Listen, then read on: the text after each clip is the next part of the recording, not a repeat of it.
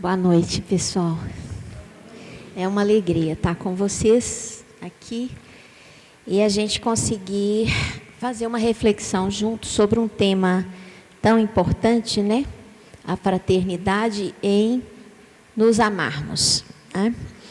Para isso, eu gostaria de trazer para vocês as palavras do nosso querido Mestre Jesus, lá em Mateus 22, versículo 34 a 40, onde tem uma passagem, né, onde os fariseus, tendo sabido que ele tinha feito calar a boca aos saduceus, reuniram-se, e um deles, que era doutor da lei, veio fazer essa pergunta para o testar: Mestre, qual é o maior mandamento da lei? E Jesus então lhe respondeu: amareis o Senhor teu Deus de todo o vosso coração, de toda a vossa alma e de todo o vosso espírito. É o maior e o primeiro mandamento. E eis o segundo, que é semelhante àquele: amareis o vosso próximo como a vós mesmos. Toda a lei e os profetas estão contidos nesses dois mandamentos, né? Por que a gente traz essa passagem do Evangelho? Para ressaltar para todos nós aqui a importância que é o amar. O amar. Aí quando a gente fala em amar, a gente tem diversas formas de amar, né? Nós temos o amor de pais para filhos, o amor de irmãos, né? O amor de amigos, companheiros de trabalho, o amor de companheiros de ideal, o amor entre um casal, né? O amor de família, o amor da solidariedade, o compadecimento com aquele que sofre. Então, existem inúmeras manifestações de uma essência única, que é o amor. E aí a gente pergunta, mas então, o que é exatamente o amor? E lá, nesse capítulo do Evangelho segundo o Espiritismo, no capítulo 11, trata exatamente do amar ao próximo como a si mesmo. Esse é o título do capítulo. Nós vamos encontrar, lá no item 8, uma pequena explicação daquilo que é o amor. Os Espíritos nos disseram lá que, no início, a criatura divina, né?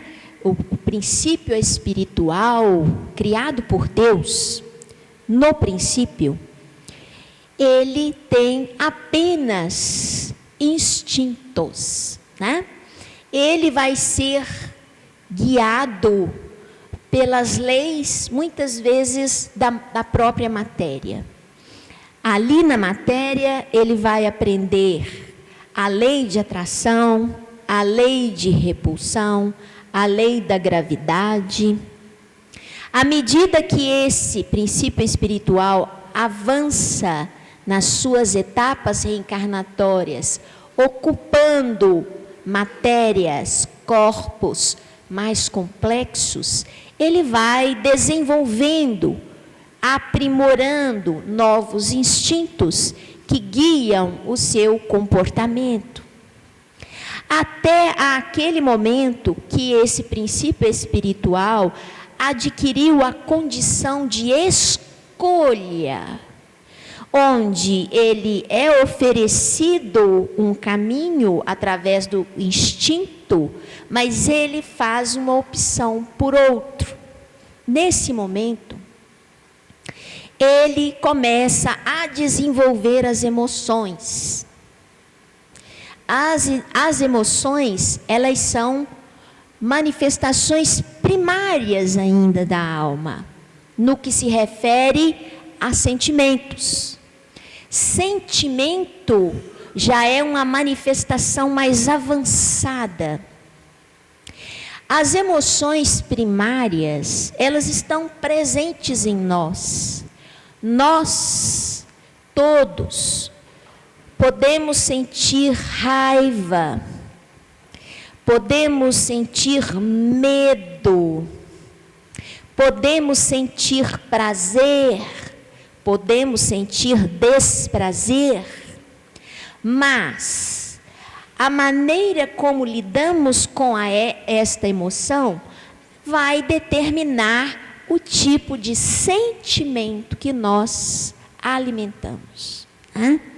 Então, a gente sai da condição de ter apenas sensações, instintos, emoções primárias, para uma condição onde a inteligência observa, reflete sobre aquilo que nasce dentro de si, sobre a sua emoção, e toma uma decisão a respeito daquilo. E nessa hora que nós tomamos uma decisão a respeito, nós damos um significado e alimentamos o sentimento. Aí nascem os sentimentos, que podem ser sentimentos que nos trazem equilíbrio, felicidade, que nos pacifica, mas que podem ser sentimentos que nos desequilibram, que nos trazem perturbação, nos trazem preocupação, nos trazem sofrimento. Então, o ponto delicado do sentimento, segundo os espíritos, é o amor. Quando nós aprendemos a lidar com as nossas emoções, canalizando-as para gerar paz, alegria, progresso, harmonia para a minha alma e a alma de quem me cerca, eu estou desenvolvendo o sentimento de amor. O amor, então, nós estamos percebendo, gente, o amor é uma conquista. O amor, ele não nasce sozinho de uma hora para outra dentro de nós, não. Ele é produto, ele é resultado de um exercício. Exercício de virtudes.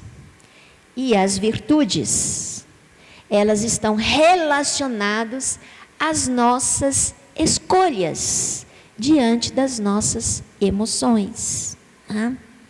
Então, o amor, para ser desenvolvido, prescinde que nós façamos mudanças internas em nós. E essas mudanças passam por dar ressignificados aos fatos, às emoções, aqueles sentimentos que alimentamos, as nossas fantasias, os nossos desejos.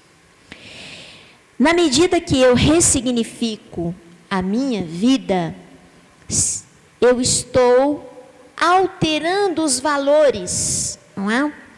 Eu estou dando mais importância a determinadas coisas do que a outras. Então, no início, a alma, ela é egocêntrica. Todos nós temos o nosso ego. E que, de certa forma, não pode ser liquidado. Por quê? Porque o ego nos protege. Nos mantém em equilíbrio em relação com o outro. O ego existe em nós. E não pode ser completamente destruído. Porque ele forma o que somos. Ele é parte integrante da nossa história. Ele foi construído ao longo das várias etapas reencarnatórias que tivemos aqui na Terra. Entretanto, o ego, ele precisa ser transformado. O ego, ele tem que ser transformado em selfie. Alguém já ouviu falar disso? Lá em Joana de Ângeles, eu citei aqui no estudo anterior, ela trabalha muito isso conosco, né? Esse lado psicológico que precisa ser estudado. Conhece-te a si mesmo, né? A ti mesmo, disse Santo Agostinho, lá no Livro dos Espíritos. Qual a melhor maneira de eu me tornar um espírito evoluído? Santo Agostinho responde: conhece-te a ti mesmo. E como que a gente vai fazer isso? Exatamente fazendo as reflexões psicológicas, onde nós conseguimos fazer essa transformação do ego, onde o ego gerencia os nossos interesses apenas voltados para nós mesmos. O ego não pensa no outro. O ego só pensa no outro quando aquele outro lhe é útil. Esse é o ego, né? E nós temos que ter vergonha disso acontecer dentro de nós? Não. Nós temos é que reconhecer o estágio, o momento que nós estamos, olhar para ele, falar: você está assim, não é? Você é assim, não é? Vamos tentar mudar. E começar a tomar atitudes que vão dar um novo patamar para esse ego. Ele vai deixar de ser ego, pensar apenas no seu umbigo, para ser um selfie, que é uma sensação de pertencimento, onde não existe apenas o eu, mas também existe o nós, e estamos inseridos nesse nós, com todas as nossas características individuais que contribuem para que esse nós seja a cada dia melhor do que ontem. Então, quando nós vamos sair do nosso ego, nós vamos aprender a dar o devido valor àquilo que nos cerca.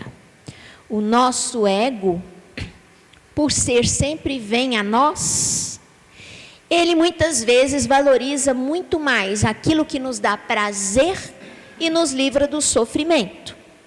Então nós queremos a melhor casa possível, nós queremos o melhor carro possível, o melhor emprego possível, a melhor roupa possível, o melhor sapato possível, né?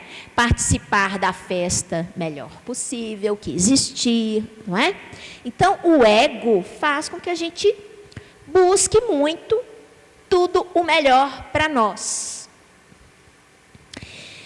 E nós precisamos começar a valorizar aquilo que realmente importa para nós, que são os valores da alma.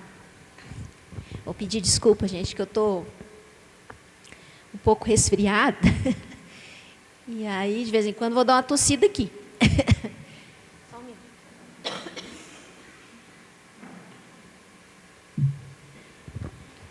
Então, eu preciso dar valor àquilo que me torna alguém melhor do ponto de vista sentimental, do ponto de vista amoroso.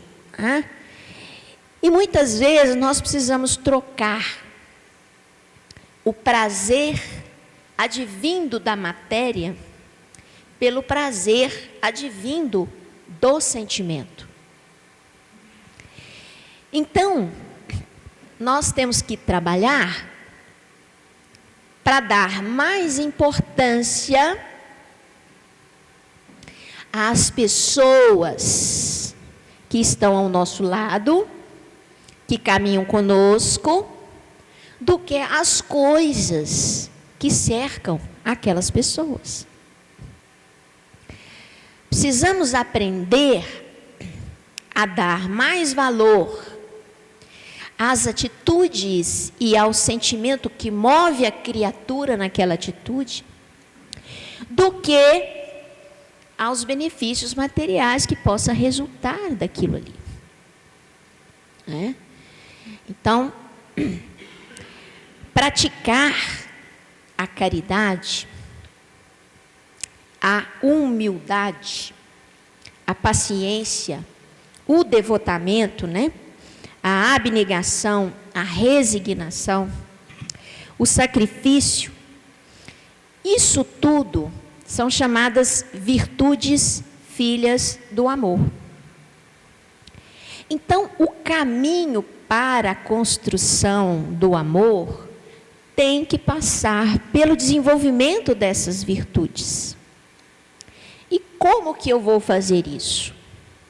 Isso não é de um dia para o outro. É um exercício diário e constante.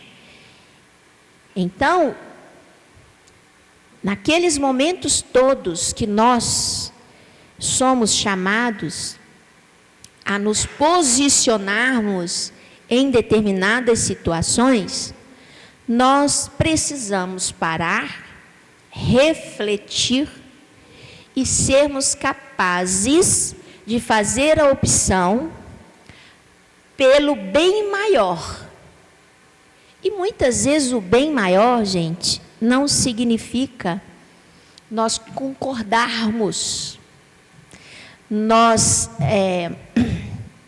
disponibilizarmos, nós nos entregarmos ou entregarmos aquilo que a criatura solicita. Por exemplo, muitas vezes o bem maior que vamos fazer a um filho é dizer não, não pode, não deve. Esse é um bem maior que você está fazendo. Então, fazer o bem e agir dentro da lei do amor não significa você se anular. Você anular a sua pessoa, anular o que você pensa, anular o que você sente, mas sim analisar. E isso é muito interessante quando nós pensamos analisar o que nos movimenta, a emoção que nos direciona.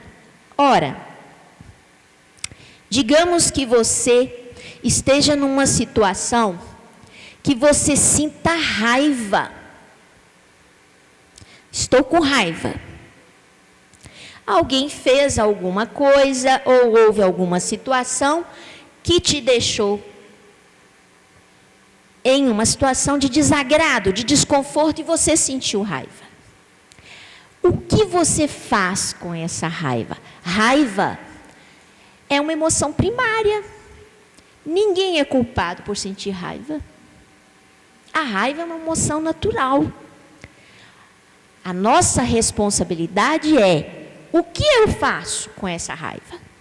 Essa é a nossa responsabilidade. Por quê? Porque eu faço com essa raiva determina a minha escolha, uso do livre-arbítrio. Eu posso usar essa raiva para me indignar com uma situação que prejudica a mim e a muitos. E diante dessa indignação, eu posso gerar uma mudança que pode trazer benefícios a mim e a muitos. Então, aquela emoção primária que foi raiva, ela não foi de toda uma emoção má. Ela foi uma força, uma energia, uma força motriz, para que eu canalizasse essa energia para algo que foi benéfico a mim e a muitos. Houve uma mudança produtiva, uma escolha acertada. É o que eu fiz com a minha raiva. Mas eu posso escolher, na medida que eu sinto raiva, começar a alimentar ódio por uma determinada pessoa, por um determinado grupo, por uma determinada norma. E eu começo a odiar.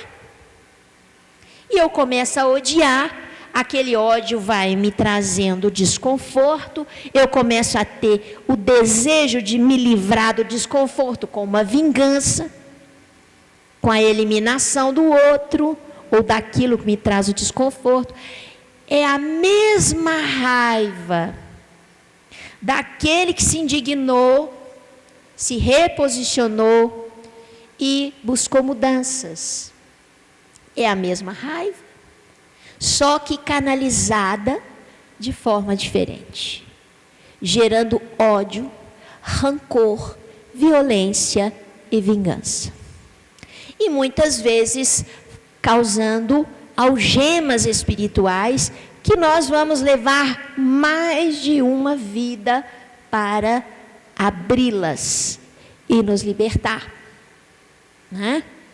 Então, as emoções primárias, elas vão desaparecer de nós depois de muito tempo de evolução. Certamente, quando a vida física já não se fizer tão necessária na nossa evolução.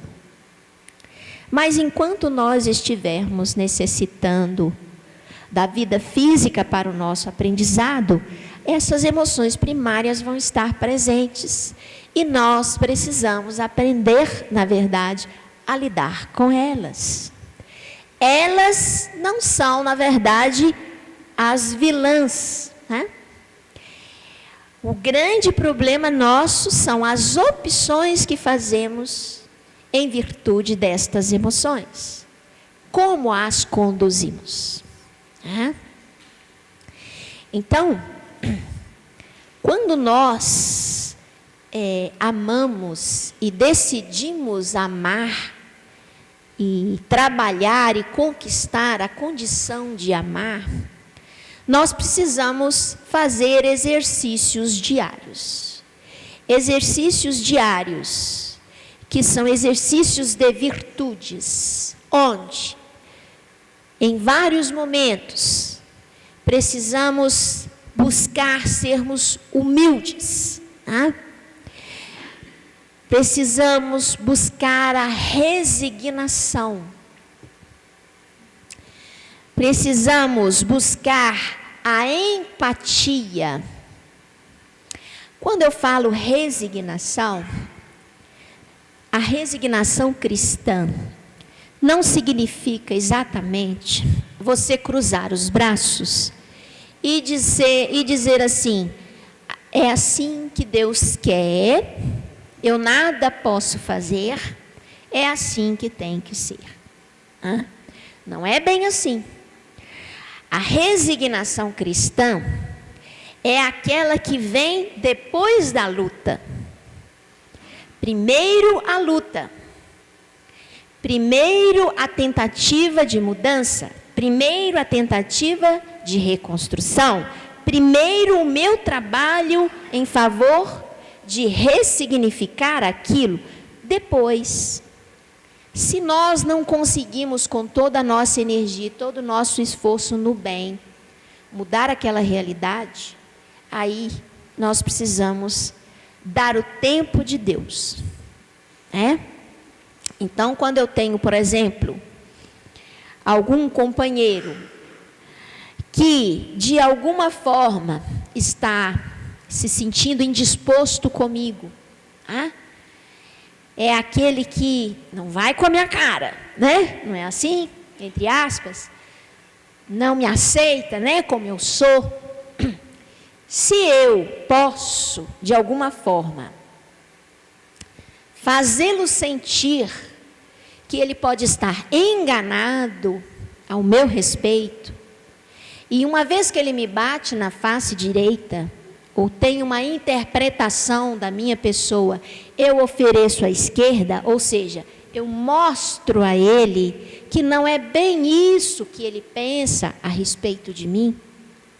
E se apesar de todo esse esforço, né? Esse meu querido companheiro que não gosta de mim, né?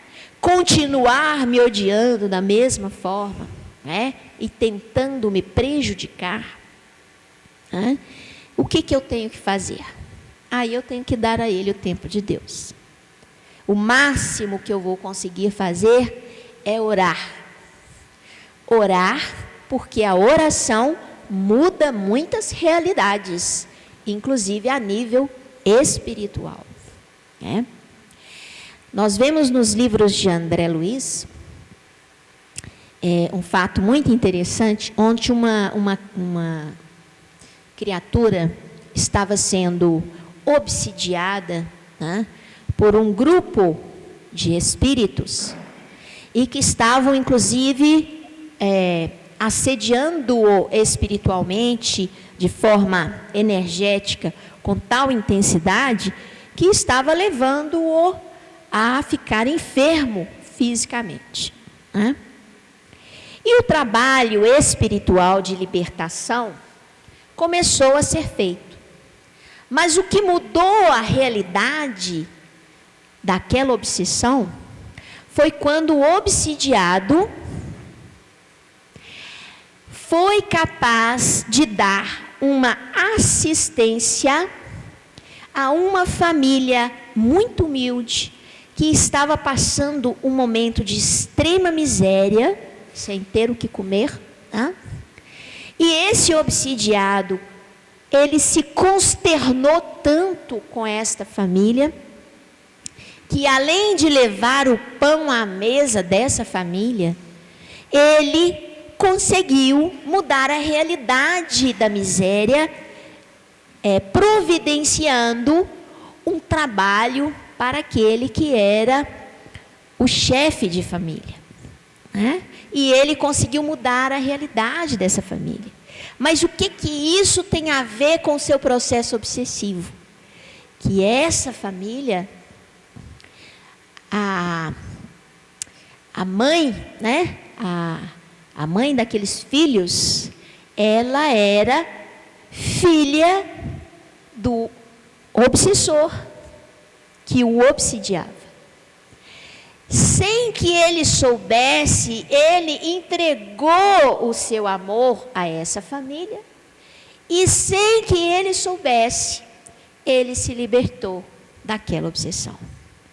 Porque no momento que o obsessor, que tinha uma equipe que trabalhava com ele, percebeu que aquela criatura que ele odiava, por vidas anteriores, que ele perseguia, foi capaz de dar um lenitivo para a dor e sofrimento daquela família que lhe era cara, ele ressignifica a relação com aquela criatura, deixa de ser o seu obsessor e procura então se reorientar na espiritualidade, buscar ajuda e propõe a sua própria mudança. Então, não foi a reunião de desobsessão que mudou a realidade daquela obsessão. Não foi a oração que fez o convencimento da criatura obsessora que assediava. Não.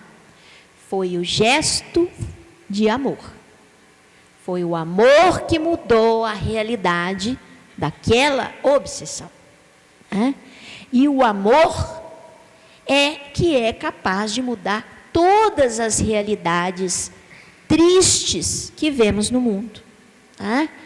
E nós, cada um de nós, como uma velinha no escuro, como um pauzinho de fósforo no escuro. Se você tem uma escuridão enorme, acende um palitinho de fósforo, muito se ilumina em volta daquela pequena centelha. E cada um de nós, ao trabalhar em direção do amor, pelo exercício das virtudes, nós somos, cada um de nós, esse palitinho de fósforo riscado, que vai acender e vai iluminar. Nós não vamos ser um grande farolete, tá? Nós não vamos ser uma grande luz, como emissários que vêm direto de outros mundos, inclusive, para nos instruir, mas nós temos a nossa possibilidade de iluminação, se nós assim o desejarmos e assim o fizermos. E então, pequenos gestos de amor, pequenos, que muitas vezes a gente não acredita que são importantes, podem fazer mudanças grandes nessa e na outra dimensão, que muitas vezes não somos capazes de perceber. E a soma dos pequenos gestos é que vão fazer este mundo ser um mundo melhor, né? Nós vemos, infelizmente, que a nossa internet, a nossa rede social, ela tem se tornado um instrumento gerador de desconforto, né? Nós vemos que as notícias ruins, né? As coisas que nos trazem uma sensação de angústia, elas transitam numa rapidez e estão em todos os grupos, aliciando as nossas mentes para ficarmos em perturbação constante. Mas os gestos, que são gestos de amor, eles caminham lentamente. Eles quase não são divulgados, né? E nós deveríamos estar preocupados em colocar nas nossas redes sociais uma quantidade maior de coisas boas, para que nos alimentemos também, de fato, das coisas boas que existem na Terra e que muitos de nós desconhecemos. O mal chega a passos largos, o bem demora um pouco mais. E nós precisamos ser instrumentos do bem e disseminar coisas boas, coisas valiosas. Vamos dar um exemplo para vocês? Vou falar uma coisa meio,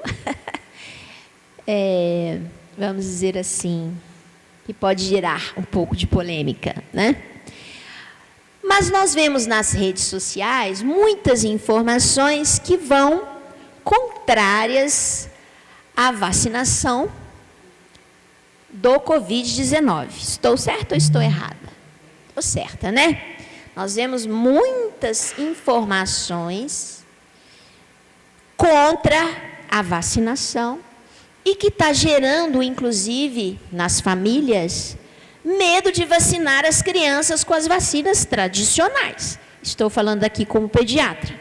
As mães já estão apavoradas de fazer vacina da pólio, do sarampo, de tanta coisa que se fala de vacina de forma negativa, tá? Muito bem. Alguém já ouviu falar da vacina da UFMG para tratamento dos dependentes químicos? Alguém já ouviu? Que bom que está sendo disseminado. Alguém já ouviu falar mal da Covid-19? Da vacina da Covid? Quem já ouviu falar nas redes sociais mal da vacina? Quem? Todo mundo? Pois é. E sobre a vacina contra a dependência química, poucos, né? O que eu quero dizer isso? Eu quero dizer que as coisas que são boas, as informações que são boas e relevantes, elas têm demorado mais para chegar para todos nós. E nós estamos precisando nos alimentar de coisas boas. Porque mentalmente nós estamos ficando afetados. Estamos ficando com medo, apavorados, angustiados e muitos de nós perdendo a fé no futuro, a fé em dias melhores, a confiança na providência divina. Com isso, vamos nos afastando da divindade e vamos nos atrelando ao sofrimento. Precisamos nos alimentar mentalmente de coisas boas. Isso quer dizer que você vai se tornar uma criatura alienada dos fatos que estão acontecendo? Não. Mas eu vou estar seguro de que tudo pode mudar. E com certeza vai mudar. Porque a proposta divina para o planeta Terra é dele se tornar um planeta melhor. Mesmo que os caminhos fiquem difíceis da gente entender nesse momento. Mas, certamente, entenderemos bem em determinado momento que nos for descortinado coisas que nós não tínhamos conhecimento sobre aquilo. Precisamos confiar na divina providência. Então, amar, a fraternidade de nos amar, é você ser menos egoísta, é você ser menos ciumento, é você ser menos, cobiçar menos aquilo que o próximo tem. É você ser menos orgulhoso, é você ser menos vaidoso. Toda vez que eu consigo ser menos um pouquinho aquilo que gera sofrimento, eu estou indo em direção às virtudes. Ser virtuoso é ser leal, verdadeiro, honesto, mesmo que isso, muitas vezes, vá me custar, naquele momento, a perda da admiração de alguém. Mesmo que me custe isso, eu estarei sendo leal, honesto, verdadeiro. Eu preciso ser probo, ser discreto, né? Deixar de ser espalhafatoso, dramático, né? Vamos ser mais discretos, vamos ser menos dramáticos, né? Vamos fazer menos teatro para chamar a atenção. É preciso ser consciencioso. Então, eu preciso estudar, eu preciso ler o Evangelho, eu preciso refletir sobre ele para tomar consciência da minha condição de filho de Deus e de irmão em humanidade. Eu preciso ser empático. É fundamental para amar eu conseguir me colocar no lugar do outro. Mas me colocar no lugar do outro na condição moral, intelectual e espiritual que o outro está. Porque muitas vezes a gente fala, mas se fosse eu não ia fazer isso não. Né? Só que você tem uma condição moral, de conhecimento espiritual, de evangelização, que é diferente do outro. Então, para você ser empático, você tem que avaliar a condição do outro dentro do universo que ele tem e não no seu universo. Tá certo? O seu universo é outro universo. Não sei se é melhor, se é pior, é outro. E se eu quero ser empático, eu tenho que avaliar a condição do outro no universo dele, que ele vive.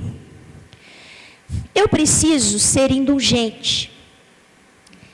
A indulgência, ela anda de braços dados com a tolerância, com a compreensão. Para eu ser indulgente, eu preciso ser tolerante e eu preciso ter compreensão. Para isso, eu preciso ter a vontade de entender, a vontade de compreender, o acolhimento, ser capaz de acolher o outro, né? Eu preciso ser respeitoso, porque nós sabemos que todos nós que estamos aqui, estamos caminhando numa direção só. Cada um com as suas limitações, as suas conquistas, as suas dificuldades, as suas facilidades. E é preciso respeitar o estágio de cada um. É preciso encarar a humanidade como uma família. E ter esse sentimento de pertencimento. Somos uma grande família aqui no planeta Terra. Todos nós somos filhos do mesmo Pai. Desde aquele que comete um delito grave, um crime muitas vezes sórdido, até aquele angelical, como Madre Teresa de Calcutá, por exemplo. Todos somos irmãos.